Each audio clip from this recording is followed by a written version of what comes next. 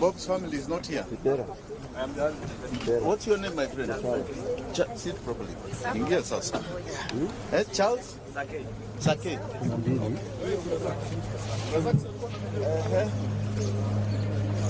Are we all seated? I don't want an empty seat here. Make sure there's no empty seat.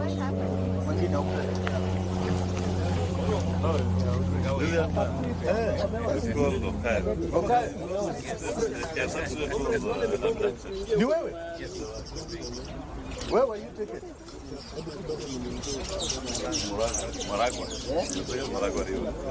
You were dropped in the one in the water?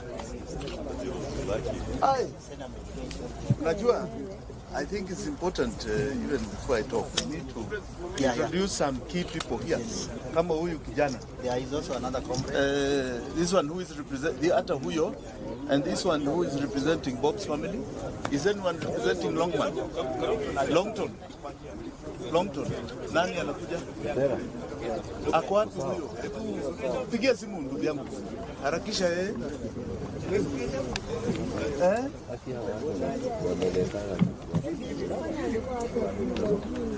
Gateja amefika.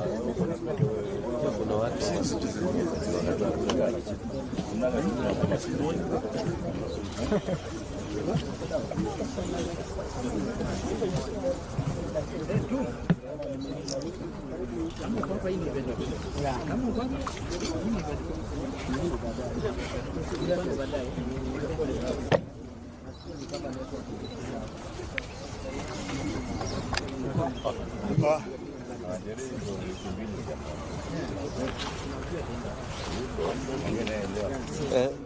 any luck?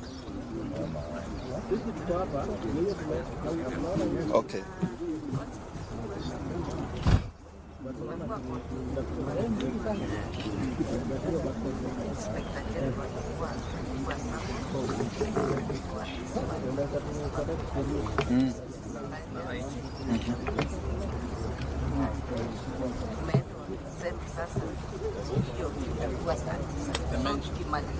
So they've been summoned there 3 p.m. Yes, so 3 p.m.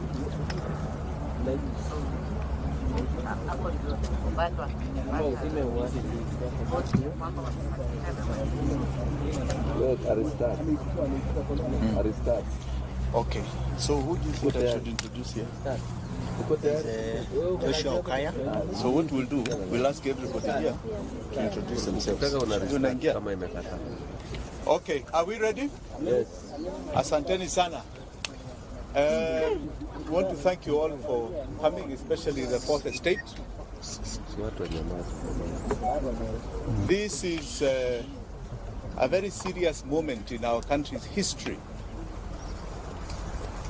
We are going through probably the worst times of constitutional delinquency we have ever witnessed from a head of state. We have a head of state who has decided that the constitution is irrelevant. We have police officers and so-called armed forces that have decided that our democracy and the tenets for which our forefathers fought for this country have been suspended. There is only God that we recognize that is above us. Everybody else is below the sovereign Kenyan. That is the wish of God. That is the constitution of this land. We have a statement here in relation to the killings and abductions that have been going on in this country ever since the peaceful demonstrations that started in June. Many of us on this table are victims of this, We have families here that have been so devastated by the loss of loved ones, especially young ones. But before I read this statement, I would appreciate your patience in recognition of some of the people who are seated here with me. Some people who are here with me have suffered untold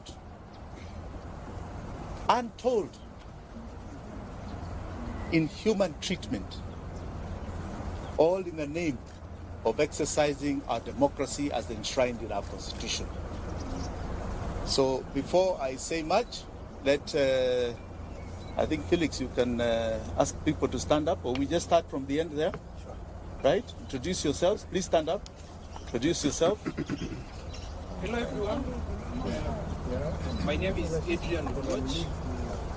I'm a national youth leader. And as of the moment, we are leading university student activism to reinvent and bring back the student activism that we've been having for a long period of time that we have lost. Right now, the major discourse has been on the new funding model and the role that has been in the education sector. And we want students to be active and aware of whatever is going on. We are not in support of whatever the government has done in trying to call out student leaders and having personal meetings, which is not effective towards success in the education system. That is why we are taking a team of students to stand up for the students and majorly for all our individuals who are being threatened, including students themselves, by the anarchism that is being displayed by this government. Thank you. Thank you.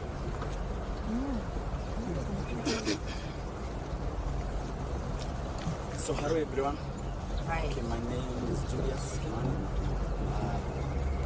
I think these discuss all together as this issue because I believe at stake here is our very lives, our very existence.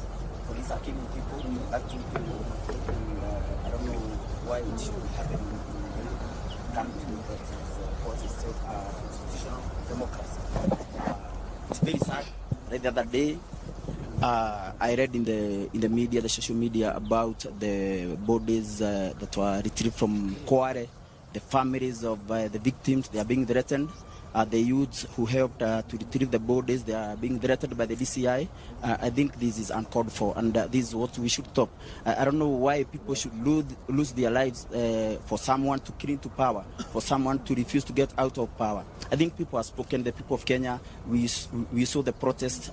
People came out in numbers, and they spoke clearly and loudly, and they said, we do not want you in power. We do not want President Ruto in power, because this man came into power through lies, lying to the people of Kenya, and this is what we are dealing with. We are dealing with an evil system that people who will stop at nothing to continue killing into power.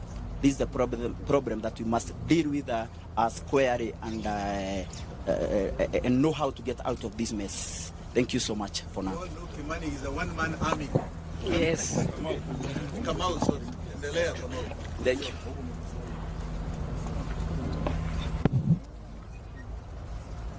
Habari zenu. My name is Florence Kanywa. I'm a social justice activist, and I am the Linda Women League Free Kenya movement. Just to let you know that the 3 persons who were abducted on 19th are members of Free Kenya movement.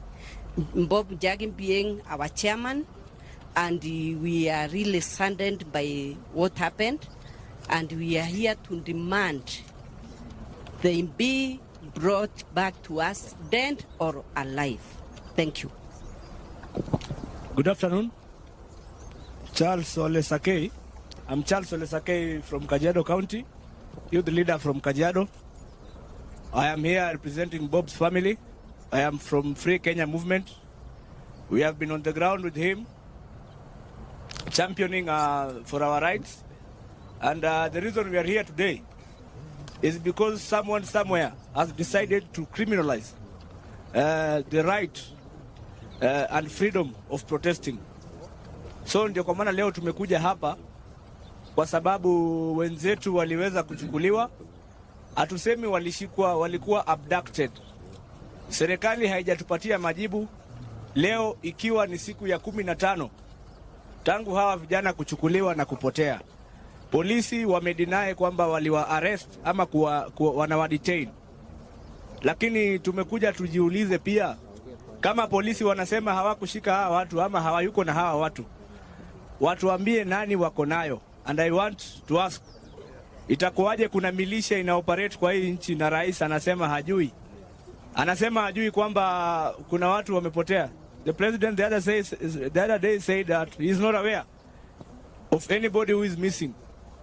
So mimi nataka niwaulize, inaweza kuwa kuna mtu anaongoza hii nchi na hajui? Okay. Sawa, asante.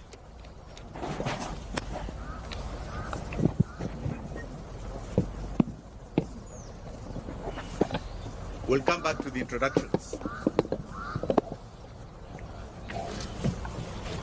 Ladies and gentlemen, as I said, we are at a very sad stage in the country's history. I'm going to read this statement and know that it has been compiled by all of us because we want to send a message directly to William Samoei Ruto. Directly to him. Crooked Ruto is responsible for the illegal abductions and killings. Today, we stand in solidarity and empathy with all the families here and those who did not make it to come for their sons and daughters who have been abducted and have disappeared. It is devastating for a family and friends when a loved one disappears. Yet this is a harsh reality facing Kenya today. I myself am very touched by the plight that has been going on, and more so because Bob Jage and the Longman twins came to visit me in Kamkunji after I was illegally arrested by the police. They were abducted after visiting me. This is 3 weeks now, and they have not been seen, notwithstanding a lot of the court orders. So this is a direct affront to some of us personally. Your pain is my pain. We are sounding the alarm. We are on the edge of an abyss and moving speedily in the wrong direction. We must wake up and collectively demand for truth, accountability, and justice. Many times it is said that if it happens to one, we keep quiet. It happens to another, we keep quiet. Eventually it will land in each of our doorsteps. We saw this during the abductions of so-called terror suspects. We've seen it over the years. But because there is a security team that tells us that it's for our benefit, we keep quiet. Today they have extended it to people who have been peacefully demonstrating in this country. Abductions is becoming a way of life.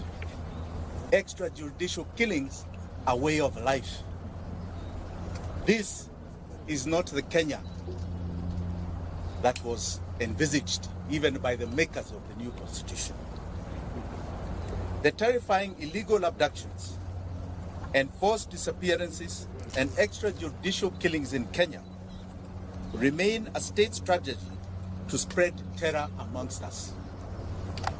The feeling of insecurity and fear it generates is not limited to close relatives of the abducted or the disappeared only. It affects each and every one of us. Illegal abductions and enforced disappearances violates the right to life, liberty, protection, before the law and protection from other cruel, inhumane treatment and punishment. Abductions victimizes the families, relatives, friends, and victims and survivors, like we have here. We have a young man here who was abducted all the way to Maragua. He'll tell you his story. Abductions are a gross violation of the international law, including the Rome Statute. Abductions are kidnapping. Please understand, the state is kidnapping people, kidnapping Kenyans.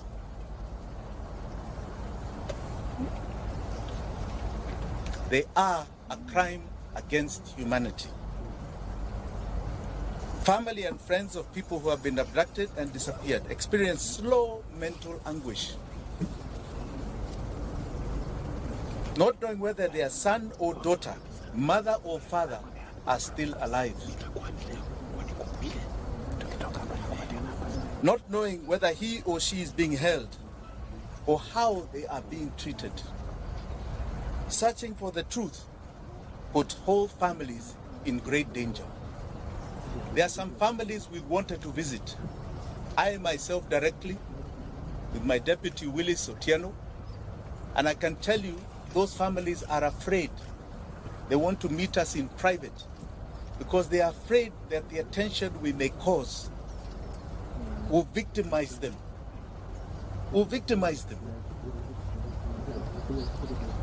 No order or instruction of any public authority, civilian, military, or other, may be invoked to justify a form of abduction, kidnapping to enforce disappearance. Any person receiving such an order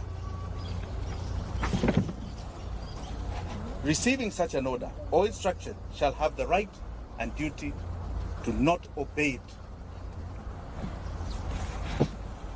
Article 26 of the Constitution of Kenya guarantees every Kenyan the right to life, specifically stating a person shall not be deprived of life intentionally. Article 28 and 29 of the Constitution provides the human dignity, freedom, and security of the persons, which includes and not be subjected to torture or treated or punished in a cruel and inhumane manner. The Inspector General of the National Police Service, under Article 245 of the Constitution,